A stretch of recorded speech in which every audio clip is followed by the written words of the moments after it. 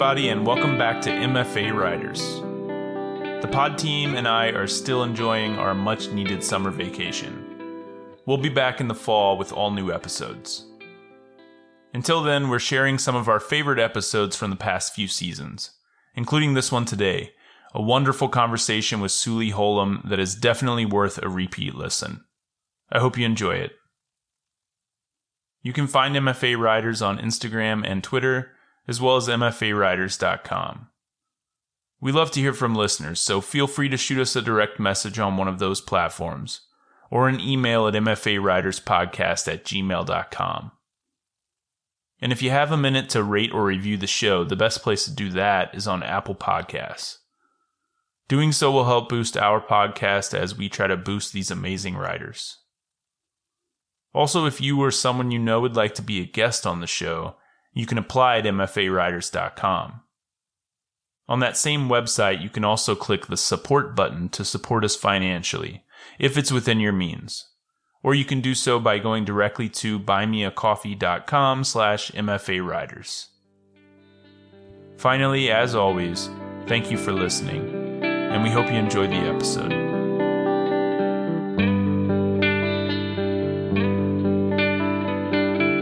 Welcome to MFA Writers, the podcast where we talk to creative writing MFA students about their program, their process, and a piece they're working on. I'm your host, Jared McCormick. Today I'm with Suli Holum. Suli is a Philadelphia-based director, performer, choreographer, and playwright who recently graduated with an MFA in dramatic writing from Goddard College in Vermont, where she was the recipient of the 2020 Engaged Artist Award. She's a member of the Wilma Theater's Hot House Company, a founding member of Pig Iron Theater Company, and co-artistic director of Stein Holum Projects. Her work includes Drama Desk-nominated Chimera and The Wholehearted. She's the recipient of a Drama Desk Award, a TCG Fox Resident Actor Fellowship, a Barrymore Award, an Independence Fellowship, and NEFA Touring Grant. Credits at the Wilma include Romeo and Juliet, Dance Nation, and Minor Character. And you can also catch her on HBO's Mayor of Easttown. Today she is going to read a monologue from her unpublished play, Layli Dove Stanton Outruns Them All. So Layli Dove Stanton Outruns Them All is a story of an Indigenous woman, a member of the 3 affiliated tribes, who is searching for her lost child. It's her encounter with a group of settlers. It's also a reckoning about land and water and oil. We are in a double-wide trailer at the edge of a family farm in North Dakota, now defunct. The bedroom door opens. In shuffles Jason's mom / North Dakota. The same middle-aged white woman as before. She's now half-dressed in an old pageant gown, holding a Miss North Dakota sash.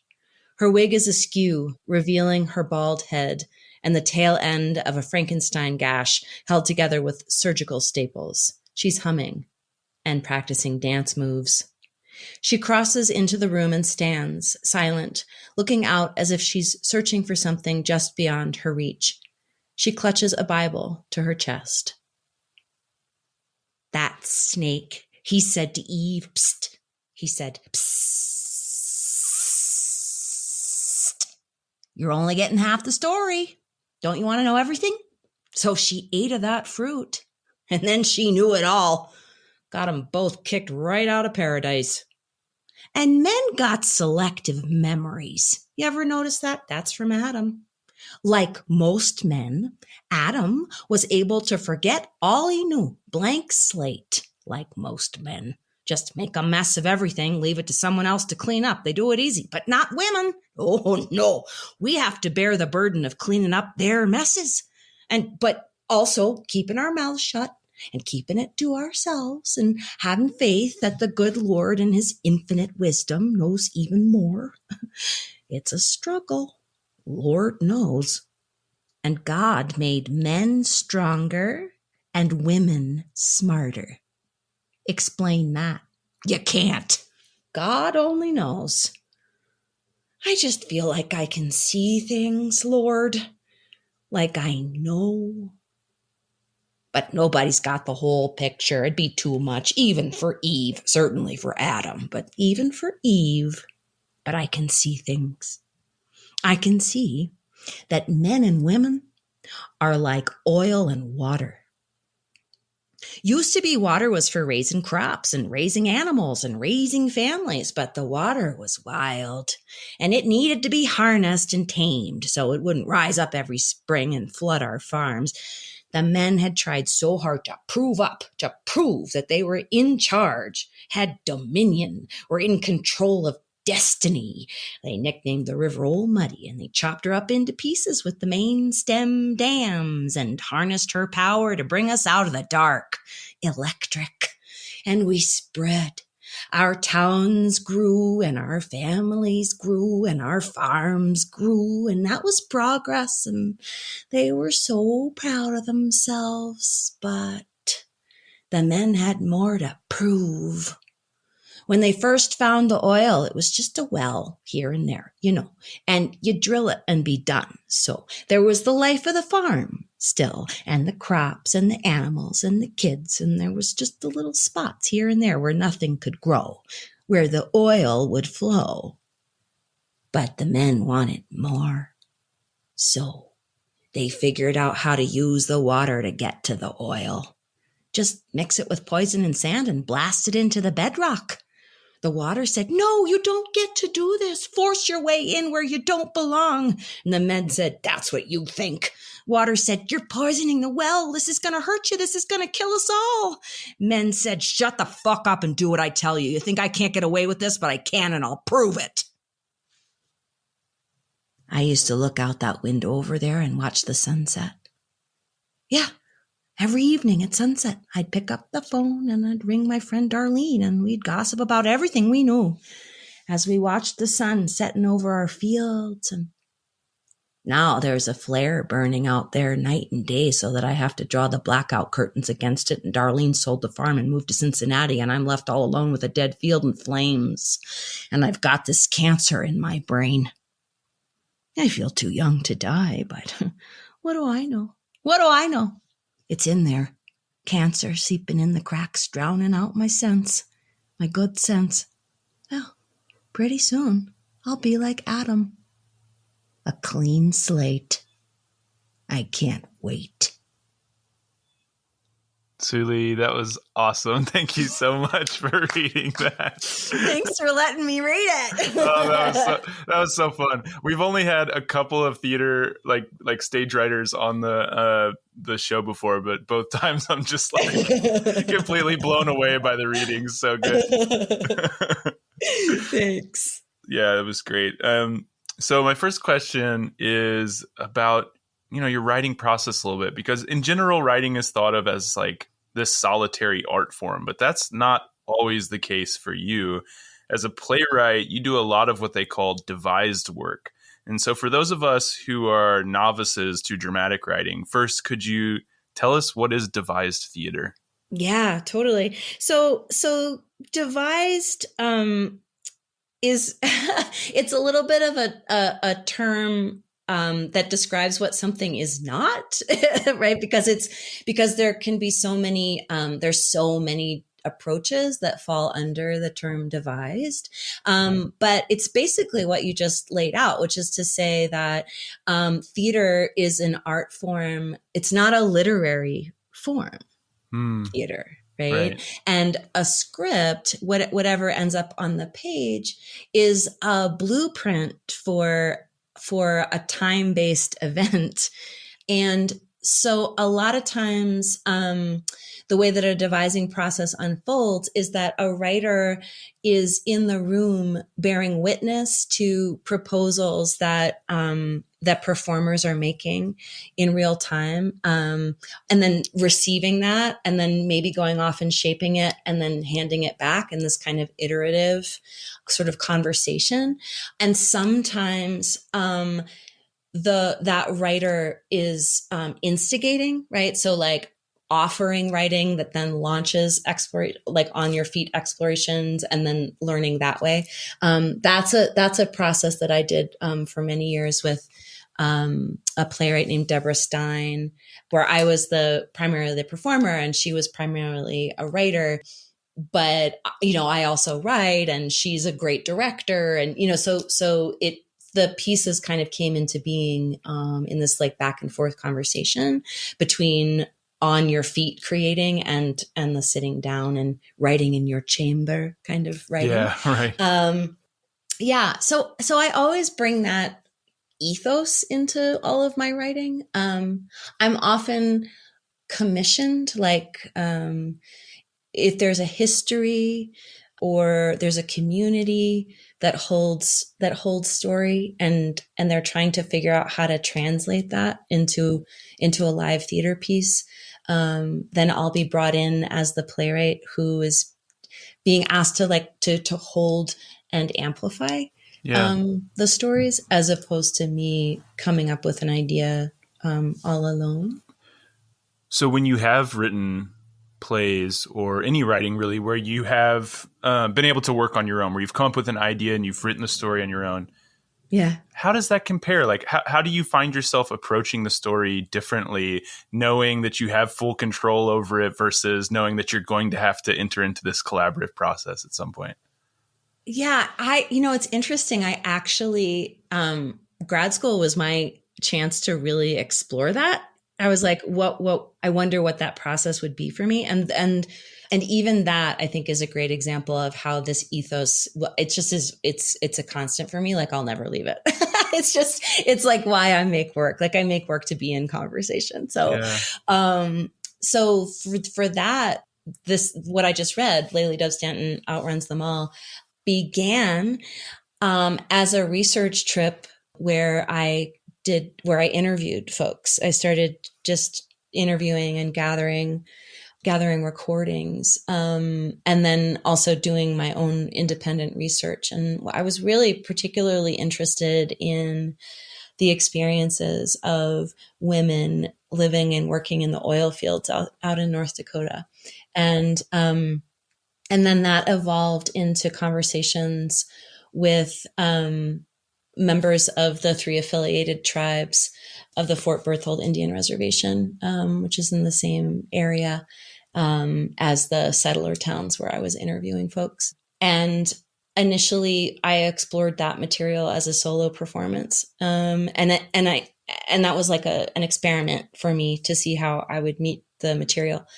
And it turned out that it was a story that was more than one body could hold, and it also was a story that I felt I needed to fictionalize in order to really get at the heart of what I wanted to say, or what I had learned through my own encounters. I often think of playwriting as retracing my own steps, right? Or creating a map for an audience to go on a journey that I've been on. And, not to be prescriptive about what they learn from going on that journey, but really trying to give them that path towards some kind of learning that I've undergone personally. And I also think it's really, for me in my writing, it's really important not to have all the answers, but to ask urgent questions.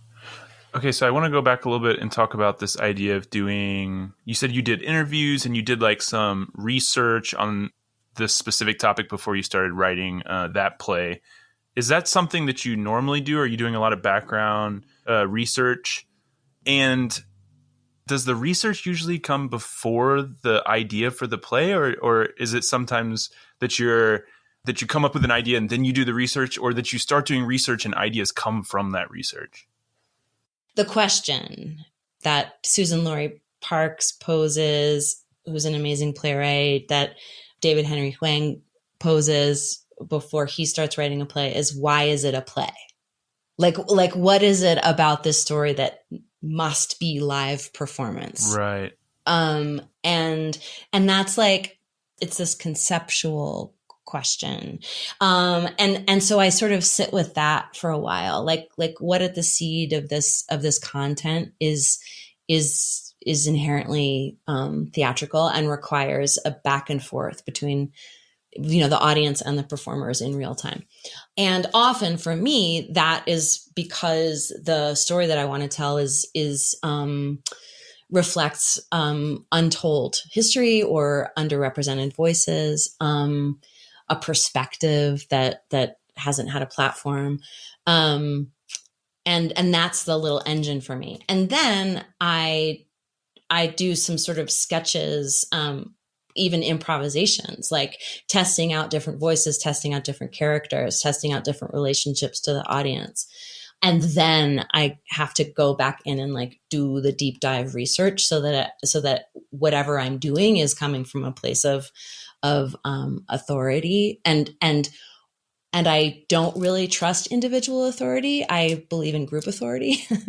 So that's why I like to be in conversation, in collaboration. I really like to work with community members, people who have lived experience that I don't have, if I'm writing across lived experience. That's why I'm never all alone. So as someone who performs in your own work, do you make writing decisions ever based on your own strengths and weaknesses as a performer? Yeah, well, no, actually, so I'm a founding member of this company called Pig Iron Theater Company, and right. We started that the summer after my sophomore year of college, like when I was just a little kid. And our ethos as young artists was that whatever the next project was had to be the next hardest thing. So I actually, I'm really drawn not to write towards my strengths, but to write towards the things that I, oh yeah, what I wonder if I could do, what I'm right. Yeah. So, and with this, like the excerpt that I just read, that's a big wonder that I have. And it still feels like it's still, it's a draft. It's still a little on the didactic edge of things. I feel like that script right now is very much in need of some workshop and just some time in the space to figure out okay, what of this language is really essential and necessary, and what of this can be taken care of visually and physically. But a big challenge of that material for me is, in that character, I'm grappling with my own settler identity and the legacy that I carry. And I have, that character is inspired by women who trusted me, who I sat with, who I both identified with and also found very problematic, and I'm really curious about embodying that and navigating it in a way that's truthful and complicated. And yeah. So that's a wonder I have. Yeah. That material.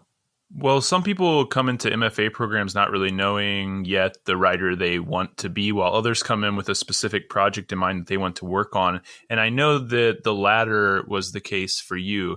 Is this project that you just read from the one that you brought into the MFA to work on? Yeah, it is. And when I entered the MFA, there was a version that was a solo performance that was both verbatim interview text, and then also some memoir writing that I did about my trip. So I had that as a draft, but really as a seed of something. I knew I was going to depart from that structure. And then I had just sort of started, I just challenged myself to sit down and start writing. So I had, I was 30 pages into a thing, but I didn't know, where that was going, what form that would take. And what was really exciting for me was exploring genre. I ended up writing a crime drama that's also a dark comedy, kind of Fargo, definitely Coen Brothers influence. It was it was wild. And the program was so great because we chose what to read. We created our own reading list, which had to be, 50 works. We had to read and annotate 50 works. And the annotation process was really to hone in on a single element of craft in whatever the piece was, an element of craft that we were curious about or something we might want to apply in our own work, either in the thesis or in other work. And I've always been really fascinated by structure. And then I also got exposed to hybrid, worked with just like exposure to poets and like, it was just a really beautiful deep dive into the intersection between form, content, and process. Was that your hope when deciding to attend an MFA, that you would get exposure to some of those things and that would help you finish the piece? Yeah. And also just grow, and also just deepen my practice. I wanted a deeper and more confident and more self-directed, self-guided practice. So, everything that I've said about loving being in conversation, like what challenge for me is like sitting down, right. sitting down to do the writing and, right. and the writing and the rewriting and being in conversation with my own work and really hearing my own voice as a writer. So yeah, that was my hope and my goal. And also it was a COVID decision, it was, my whole industry, paused. There was no live performance. And I had always been looking for that window of time where I could kind of retreat and focus in on my writing and call myself a writer more, you know what I mean? Like more intentionally. So yeah, that's what I went in looking for. So what made Goddard the right fit for you? I was looking for low res options, and I also knew folks who had gone through. There's an interdisciplinary arts MFA through Goddard, which a lot of people that I know had gone through and had great experiences. I also was an artist in residence at Goddard, like many moons ago. So I'd been to the campus and I'd performed in the theater there, and it's a funky place.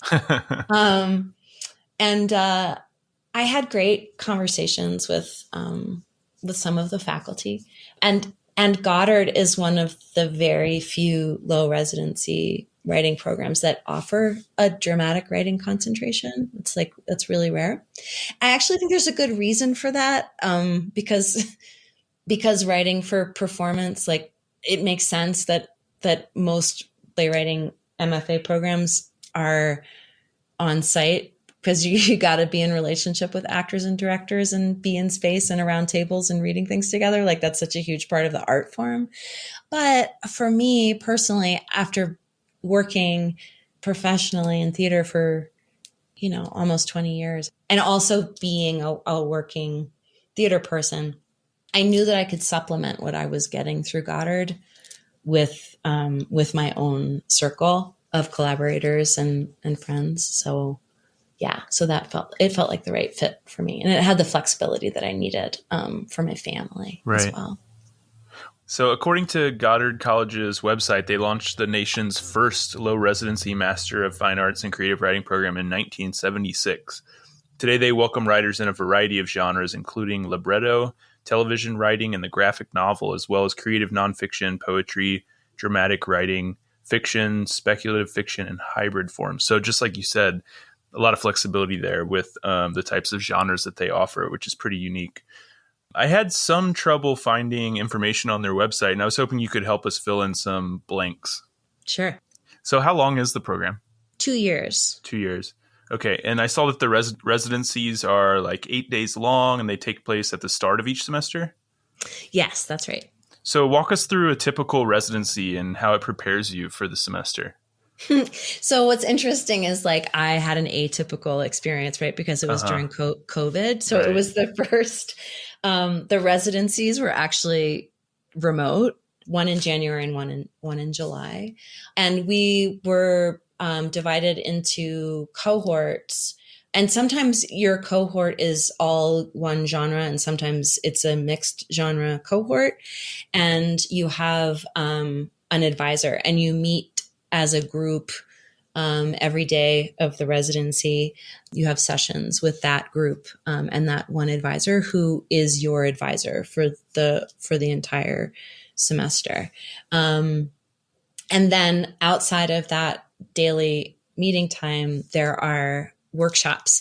So you can take intensive workshops in any genre that you wish with any of the faculty that are participating in the residency, and with students in any genre.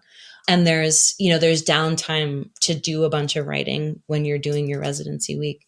You have the required meeting of your cohort with your advisor every day, and then there are required genre intensive workshops that you need to go to. But everything else is choose your own adventure during residency.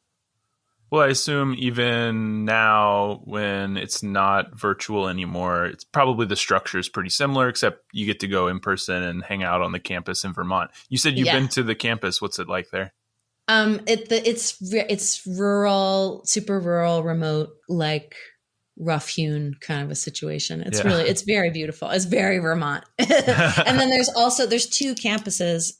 There's a Vermont campus, and then there's also one in Washington State. So there are two options, and the faculty, there's different faculty at the two locations.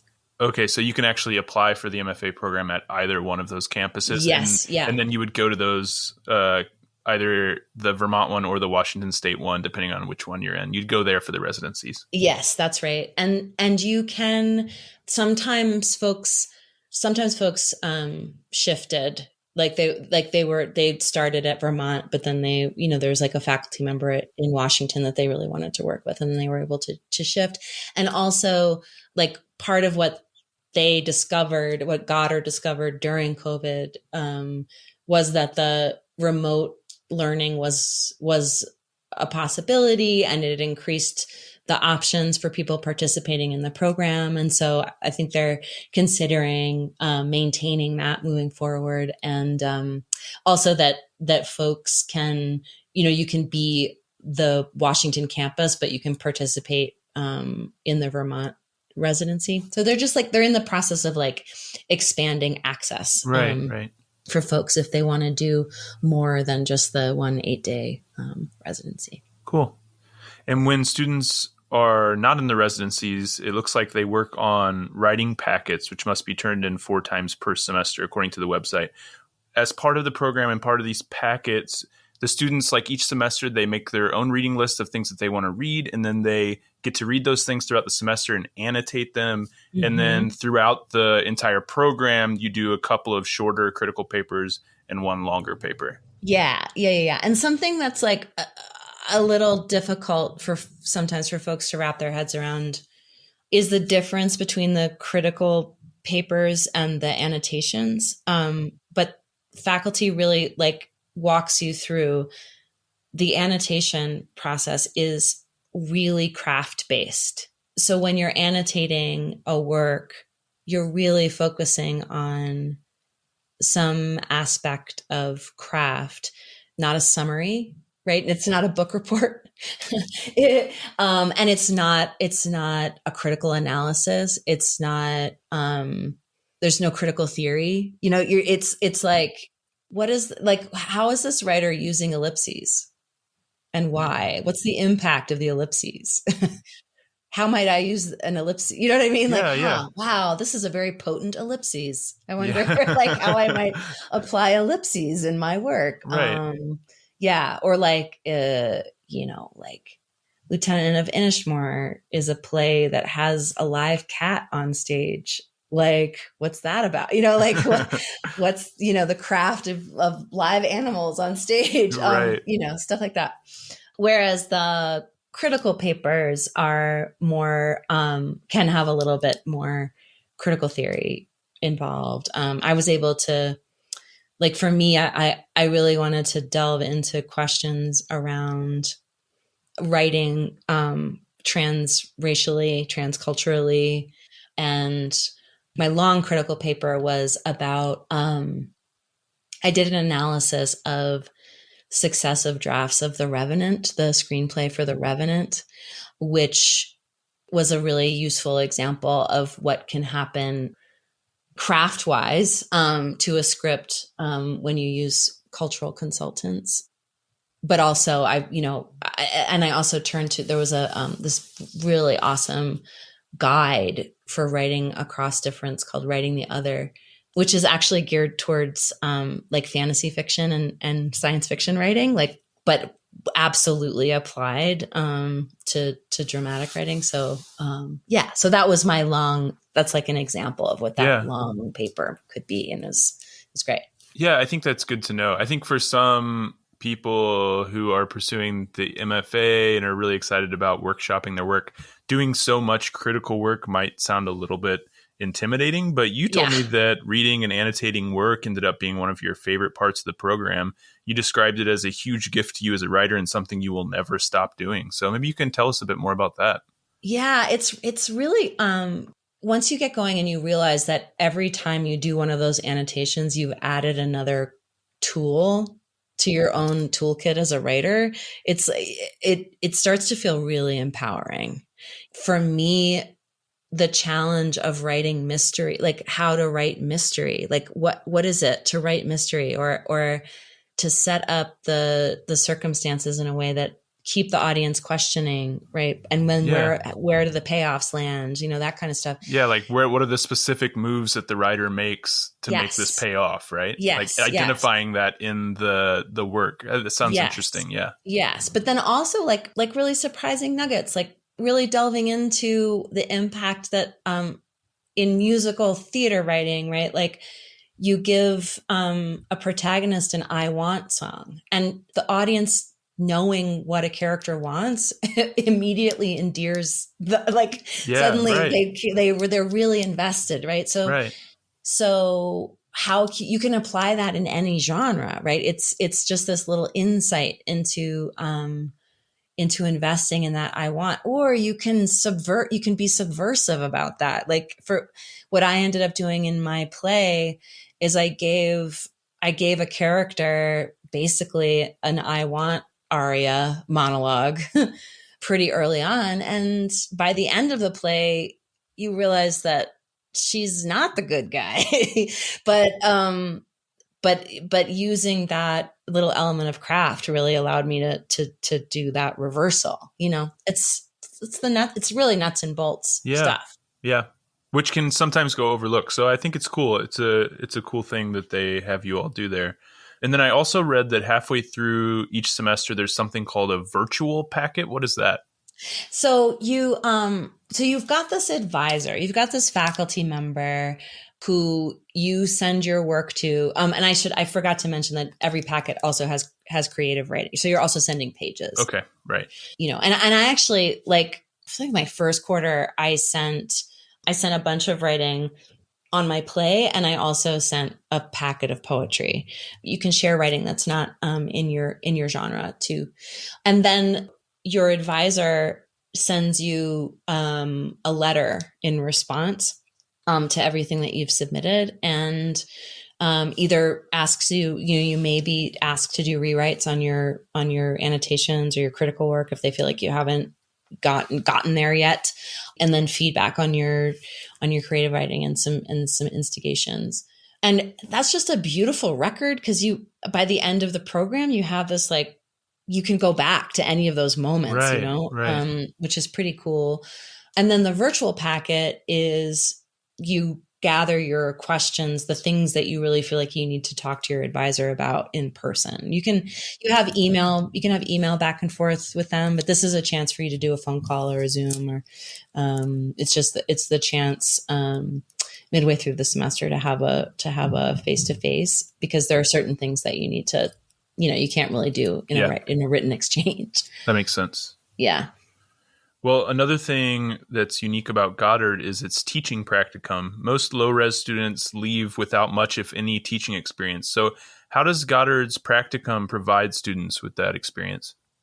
It's really special. It's the thing to know about Goddard is that it's a really good place for people who are self-motivated and maybe, people who tend to kind of bristle at too much structure. Okay. So, but it also can sometimes feel like, where's the structure? But it actually feels like a beautiful prep. For me, it was like galvanizing because it does prepare you for the writer's life where you are creating your own structure.